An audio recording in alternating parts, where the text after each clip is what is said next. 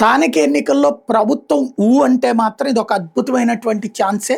కాకపోతే వైసీపీ వాళ్ళని ఎన్నికల్లో పోటీ చేయనీయకూడదు అనుకుంటారు కదా! అట్లాంటప్పుడు దీన్ని ఒప్పుకుంటారా లేదా అనేది చూడాలి. చాలా మంచి సాఫ్ట్‌వేర్ కనిపెట్టారు. స్థానిక సంస్థల ఎన్నికలకు సంబంధించి ఈ ప్రక్రియకి ఎలక్ట్రానిక్ ఫార్మాట్‌లోకి తీసుకురాబోతున్నారు. ఏంటయ్యా అంటే ఇంటి దగ్గర నుంచినే నామినేషన్‌లు ఏసేయచ్చట.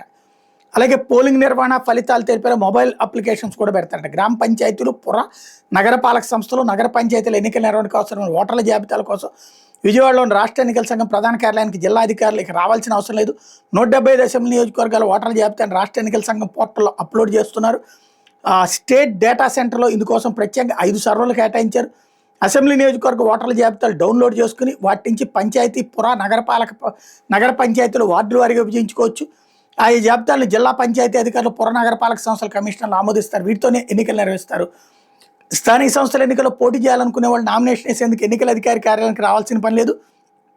ప్రత్యర్థులు వచ్చి అడ్డుకుంటారనో, భౌతిక దాడులకు దిగుతారో భయపడాల్సిన అవసరం ఉండదు. రాష్ట్ర ఎన్నికల సంఘం రూపొందించినటువంటి సాఫ్ట్వేర్ అప్లికేషన్ ద్వారా ఉన్న చోట నుండినే ఆన్లైన్లో నామినేషన్ దాఖలు చేయొచ్చు. తర్వాత దాన్ని ప్రింట్ తీసి అభ్యర్థి సంతకంతో నిర్ణీత గడువులోగా ఎన్నికల అధికారికి స్వయంగా అందజేయాలి. వాటి ఉపసంహరణ ఇవన్నిటి కూడా చేసుకోవచ్చు.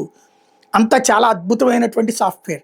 కాకపోతే క్రిందటిసారి తెలుగుదేశం, జనసేన వాళ్ళు ఇబ్బంది పడ్డారు. తెలుగుదేశం అయితే బాయ్కాటే చేసింది. జనసేన వాళ్ళని ఎన్నికల నామినేషన్లు వేయకుండా కొన్ని చోట్ల అడ్డుపడ్డటువంటి పరిస్థితి ఉంది. ఇప్పుడంతా ప్రతీకార రాజకీయాలు నడుస్తున్నటువంటి దశలో మరి ఈ సాఫ్ట్వేర్ పెట్టేస్తే వీళ్ళు కోరుకున్నటువంటి విధంగా వైసీపీ వాళ్ళని అడ్డుకోవడం కుదరదు. వైసీపీ వాళ్ళని ఇప్పటికే ఆల్రెడీ గెలిచినటువంటి వాళ్ళనే లాక్కుంటున్నారు, కౌన్సిలర్లని, లేకపోతే కనుక కార్పొరేటర్లని, వీళ్ళని. అప్పుడు అసలు రేపు ఎన్నికల్లో పోటీ చేయనీయకుండా చూస్తే కదా ఎక్కువ సీట్లు గెలవగలుగుతాం అనేటటువంటి ఆలోచన. మరి అట్లాంటప్పుడు చేయనిస్తారా ఈ సాఫ్ట్వేర్? ఈ టర్మ్గా తర్వాత చూద్దామంటారా? చూడాలి.